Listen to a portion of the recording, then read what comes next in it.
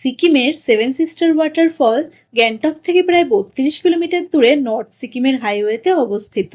এটি এমন একটি মনোরম ঝর্ণা যেখানে জল ৭টি ভিন্ন ধারায় পাহাড় থেকে নিচের দিকে গড়িয়ে পড়ে। বর্ষাকালে এই ঝর্ণার রূপ সব থেকে আকর্ষণীয় হয়ে ওঠে।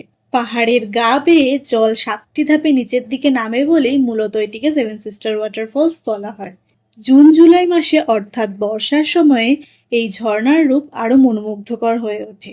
আর ভাগ্য ভালো থাকলে কিন্তু এখানে রামধনুরও দেখা পাওয়া যায়। রোদ ঝলমলে আকাশ থাকলে তো কোনো কথাই নেই, তখন এখানকার সৌন্দর্য হয়ে ওঠে অবর্ণনীয়, ঠিক যেমনটা আমরা পেয়েছিলাম। আপনাদের সাথেও কিছু দৃশ্য ভাগ করে নিচ্ছি, অবশ্যই দেখবেন। এখানে কিছু ছোটখাটো চা, কফি, ম্যাগি বা আরো কিছু টুকটাক খাবার দাবারের জিনিস আছে। তো এই সেভেন সিস্টার ওয়াটারফলসটা তো দেখলাম, দেখতে তো খুবই ভালো লাগলো, খুব সুন্দর লাগলো। প্লাস রোদ উঠেছে, এত ভালো ফটো ভিডিও উঠছে। এখন চলে যাবো, গাড়িতে উঠে পড়বো, পরের কোথায় দাঁড়াবো সেটাও তোমাদেরকে দেখাবো। আর একটা জিনিস হচ্ছে, ওয়াটারফলসটা কাছে যখন কি দাঁড়ালাম রেলিং এ, তখন ঝর্ণার জল কিছুটা গায়ে আসছিল, সেটাও বেশ ভালো লাগলো, পুরো ঠান্ডা জল।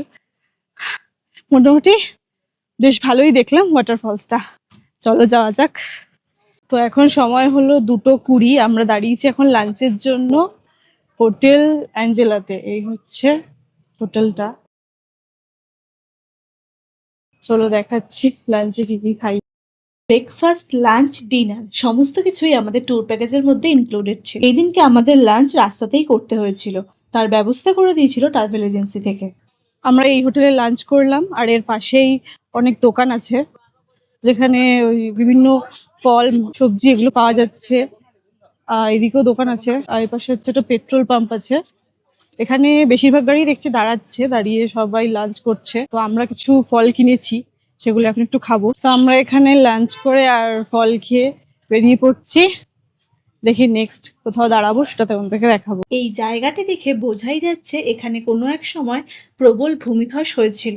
পাহাড়ের বিশাল বিশাল পাথর আর ধসে পড়া মাটি দেখলেই বোঝা যায় বর্ষাকালে এই রাস্তাগুলো কতটা চ্যালেঞ্জিং হয়ে ওঠে, কারণ বর্ষাতেই ল্যান্ডস্লাইডের সম্ভাবনা সব থেকে বেশি থাকে। তবে এখানকার প্রতিটি বাঁক, প্রতিটি পাহাড় আর প্রকৃতির এই রুক্ষ সৌন্দর্য সিকিম ভ্রমণকে করে তোলে আরো রোমাঞ্চকর। পাহাড়ের কোলে প্রকৃতির এমন দৃশ্য সত্যিই এক অন্যরকম অভিজ্ঞতা।